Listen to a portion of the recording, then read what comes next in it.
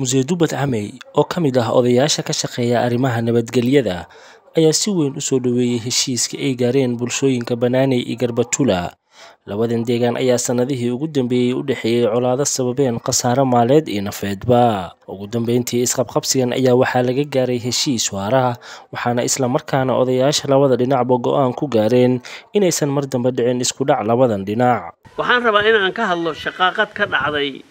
Garbatula. marka bini aadam nabi aadam baa ilmihiisa isdileen iyagoo dadka adduunka joogaba 6 ruux kali u yahay aadam iyo xaawa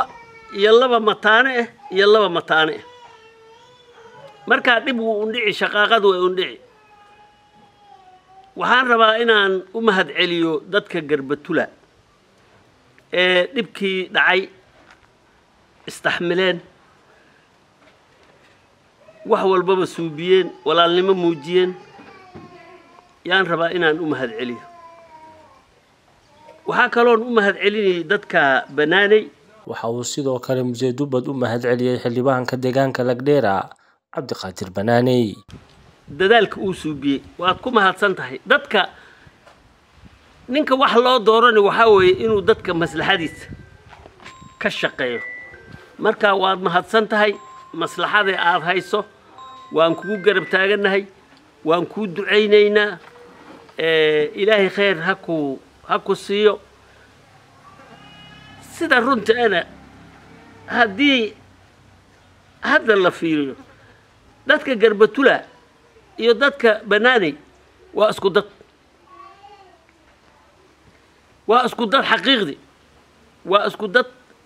waa dad ismudan waa dad wax walba isu marka Cabdiqaadirow Allah ku barakeeyo wixii lagu heshiiyay baan rabnaa inaad hirgeliso wixii lagu heshiiyay heshiiskii dhacay waxaan la hadlay dhowr ruux oo reer Garbatula ah oo uu ka mid yahay nin la dhaho Sheekh Cabdi odayaal ah meesha aniga waan tagaa waan iga yaqaanaa fundraising baan dhowr goor u tagay nabad baan u tagay waxaan ahay odayaasha nabadda ka taliyo marka Cabdiqaadirow Allah ku barakeeyo waan kula jirnaa dadkana isku aqli ma aha dad aan fiicnayn inuu iska jirano waa la arkaa iyagana Allah soo toosiyo marka intaasaan ku reebay hadalka waxaan u hambalyeynay dadka muxuu ahaa Banaaney iyo dadka Garbatula shaqaaqadii dhacday ka heshiiyay wax walba dhameystay dawlad ma kala reebi karto dadka asagoon baa iska la reebi kara asagoon baa isqayi kara boogteeda iyo wixii dhibaato jiro